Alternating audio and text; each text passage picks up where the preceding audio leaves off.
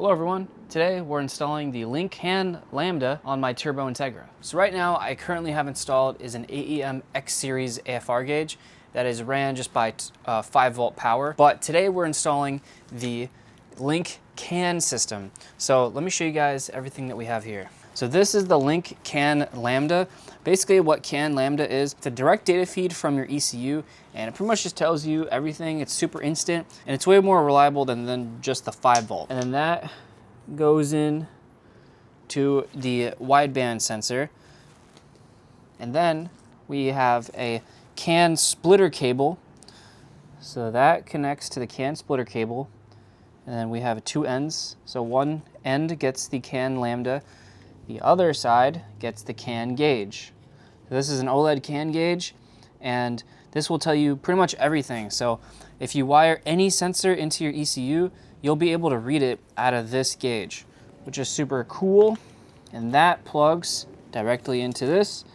And this white plug goes directly into the ECU. And then this is 12 volt and ground. So it's pretty simple. It should be a plug and play system. So let's go ahead and start installing this. So here is the current AFR gauge that I'm running. It's just an AEM X series wideband. I have it connected to the downpipe, and then I just have it wired up to power and ground. That's pretty much it. So I get a reading, but it's not connected to the ECU, and it's super hard to tune. Currently my Integra is on open loop, which means it's always going to be at the same, always going to kind of target the same AFR. When I was getting tuned, my tuner had a really hard time trying to target the certain AFR values. So on a closed loop system, it's always going to,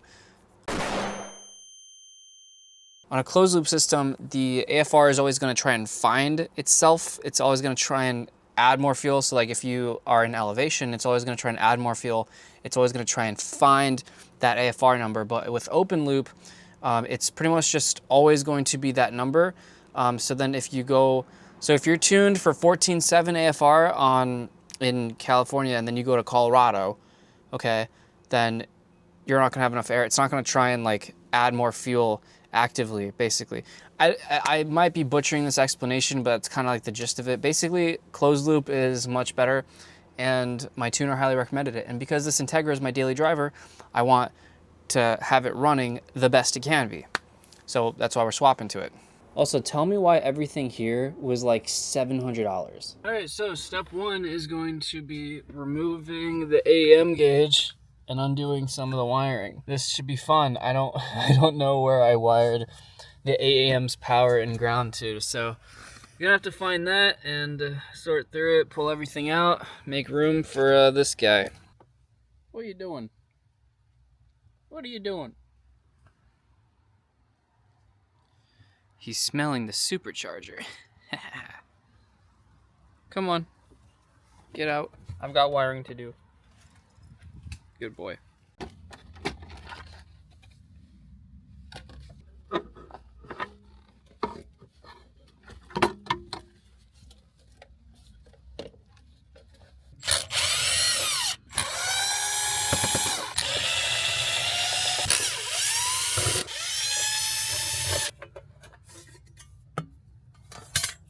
All right, so this CAN cable will hook up directly to that CAN port right there. So maybe I should disconnect the battery for this. I should probably disconnect the battery for this. It's probably fine.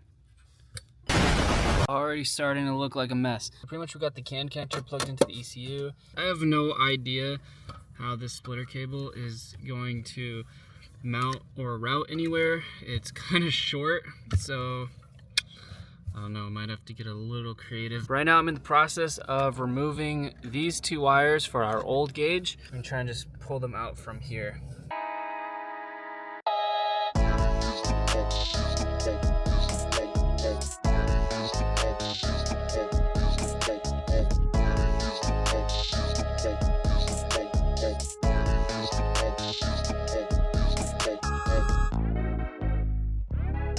All right, check it out. We got the CAN gauge installed. Pretty much, I didn't even like mount it or anything. I just shoved it in there, and it's like super, super firm. So for the wire, I pretty much just started down here and then I just like fished it up, and then until I saw it through the little hole, I then used my little tweezers, and then I stuck it in there, pulled it right through, and then we're good. So that's pretty cool that it's just, I don't even need to like bolt it in or anything. Like, it is super, super in there. My old one would always fall out. So that's pretty fun. So now, what we got to do is we have this power and we have ground. So right here, this looks like a huge mess, and it is. One of these red wires goes towards my fuse box for switch 12 volt. And then I pretty much just routed all of my gauges. So these two gauges and then this gauge, I routed all of those power wires to this one red power wire. And then I did the same thing with the ground, because I have the ground running to the chassis over there. So what I'm gonna do is strip these two ends, tap them in here, and then I'm just gonna turn the car on, and then we'll just see if we get any sort of signal. We're not gonna get AFR signal because the AFR is not actually plugged in, but hopefully we'll be able to see like the ethanol content, because we have that sensor, so we'll be able to see that. We'll just be able to see everything except the AFR because that's not plugged in. And this is just to verify that this will turn on and work. I might be the biggest jackass in the world. Do you see that? That is this right here. That is a wire that is not soldered. That is a wire wrapped around another wire. No solder, just physically wrapped. And this wire connects up to my ethanol sensor. So basically the ground for my ethanol sensor wasn't soldered in this entire time. I've driven this thing like almost 1,000 miles since I installed it, and I forgot to solder it, and I just saw that. It's hand twisted for 1,000 miles, and it hasn't come off because it's been working. Oh my God, dude. It's not good. I gotta start double checking everything now. Jesus. I am under the Integra, and I have made a shocking discovery. That downpipe bolt is gone. That downpipe bolt is gone. And this one's hanging on by a thread. This whole downpipe is literally about to come off. Bro, you gotta be kidding me. Crazy oil leak coming from the drain line. I used like the liquid thread sealant, and I don't think it's working very well. My entire oil pan is covered in oil, and this whole line is drenched. So probably take that out, clean it up, apply paper thread sealant. That might work a little bit better. Also fairly certain it's leaking from up here too. Remove the old AEM sensor, and we're going to replace it with the new link sensor. Wow, that was barely tight. It was literally barely on there. So we have the wideband connected up into our little module thing here. However, we're going to need a CAN extension cable, because this is going to mount somewhere probably in the engine bay. It won't reach into the firewall. So we're going to need an extension cable that'll go from here into the firewall into the ECU side. So that's a little unfortunate. And I think I'm gonna mount my Lambda sensor module thing probably up here. Might drill it, might just double side tape. Haven't decided yet. Probably go right there. Wire, CAN wire, boom. All right, so 1 week later, we have our CAN extension cable. So this end right here is a 2-meter extension that goes directly into our CAN splitter. And then the other end routes up and through the firewall. See right there? This is our CAN extender, and then it goes directly into the CAN Lambda sensor. So this was extremely difficult to get through the firewall, because it wouldn't fit through my original wire hole that I have down there. So I had to drill a new hole, and if you can see all that foam, that was fighting me.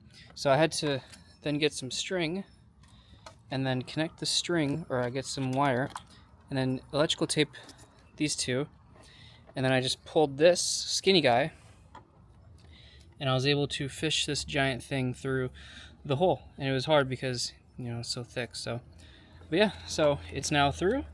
Now that's our AFR is plugged in. So now we just have to mount this guy up somewhere, and then we'll be ready to turn on and calibrate the gauge.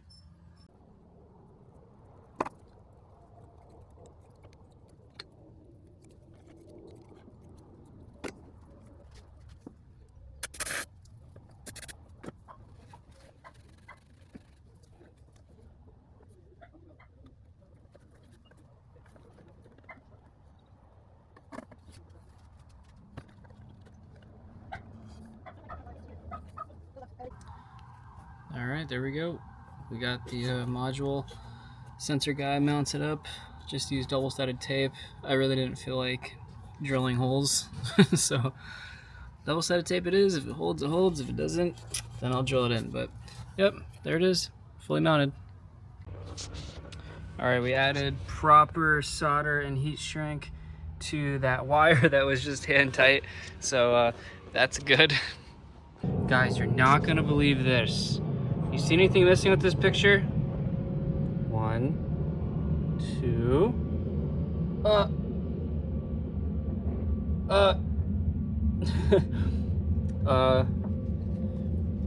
We're missing a fuel rail bolt stud. God, it just keeps getting worse. So for context, I took this car on an 800-mile road trip, and then after getting back home, I drove it probably like another 100 miles of hard driving. And this is the first time I had it up in the air, and I'm kind of like looking everything over. And I did not realize how much stuff is not correct. Missing mainly. We have missing bolts, missing studs, wires that are hand tight. Oh man. Alrighty, so we've got the battery plugged in, we get the power and the ground turned on. In theory, that gauge should light up when I press the start button. Oh! No way! Yo! That is so cool. Cycle it. Coolant. TPS.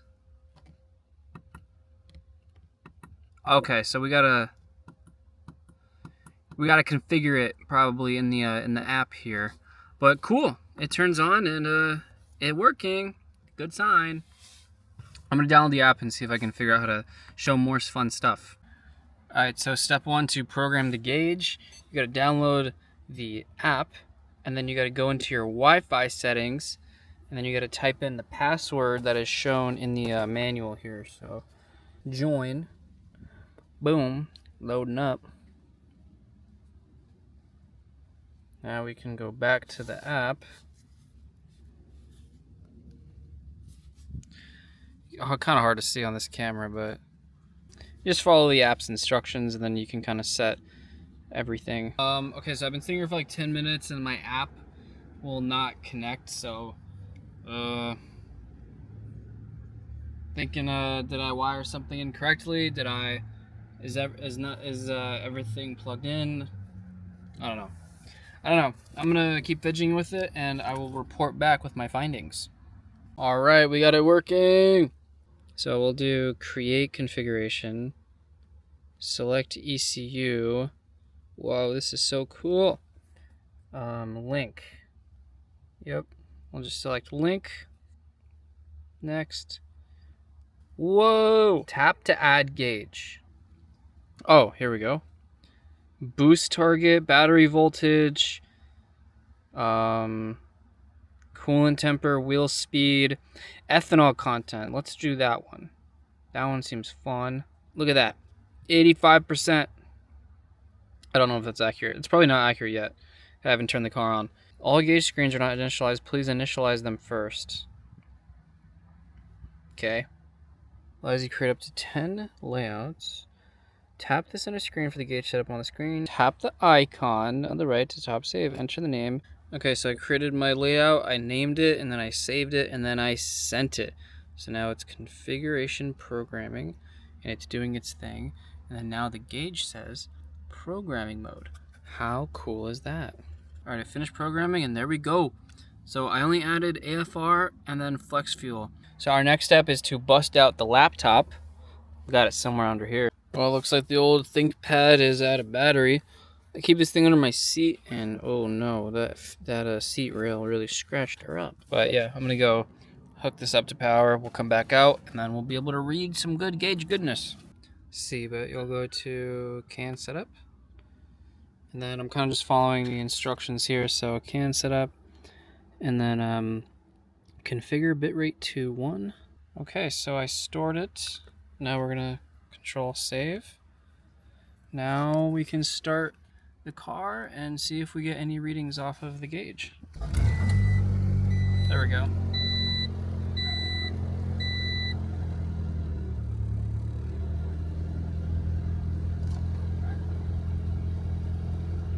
All right, guys, check it out. So I played with it a little bit. We have our air-fuel ratio running a little lean, but it's at 17.7 right now. And then we'll cycle it, and then now we have our flex fuel, which is reading at 38%. Then we've got our double view, flex fuel and AFR. Those are really the only two sensors that I have. And then here we have coolant temperature, so it's reading at 138 Fahrenheit. Fuel pressure, it's at 0 because I don't have a fuel pressure sensor. And I'm reading 2 fault codes. And then we have economy, so miles per gallon. I haven't driven the car, so it's seeing 235 miles per gallon, which is obviously wrong. So when I start driving, that might fix itself. But yeah, the main two is AFR and flex fuel. Also, setting up the gauge to read your AFR, it's actually not in the instructions, but in order to get it to work, you want to go to analog inputs up here, and then you want to go down to Lambda 1. And then you want to set the sensor control. So mine was on AN volt. You want to change that to link CAN. Once you change that to link CAN, just store it, and then it'll start reading your proper AFR on the thing. So that's how you do it. And then here are my channel settings for the CAN setup. So for my first one, I have link CAN gauge extra, and then I have it on 20 Hertz, 49 ID, 1 megabit normal. Then I've got transmit generic dash on 20 Hertz, 56 ID normal. And I've got link CAN Lambda on 950 normal. And those are all the settings that you need. Next step is to head over to the tuner. He's going to change it over to a closed loop system, and then he's going to change the target AFR. It's going to be different, so it's not going to run as lean as it's running now. It's gonna be different. So I'm probably not gonna film that, but the gauge is installed. It's working great. The only thing left to do is to clean up all that wiring.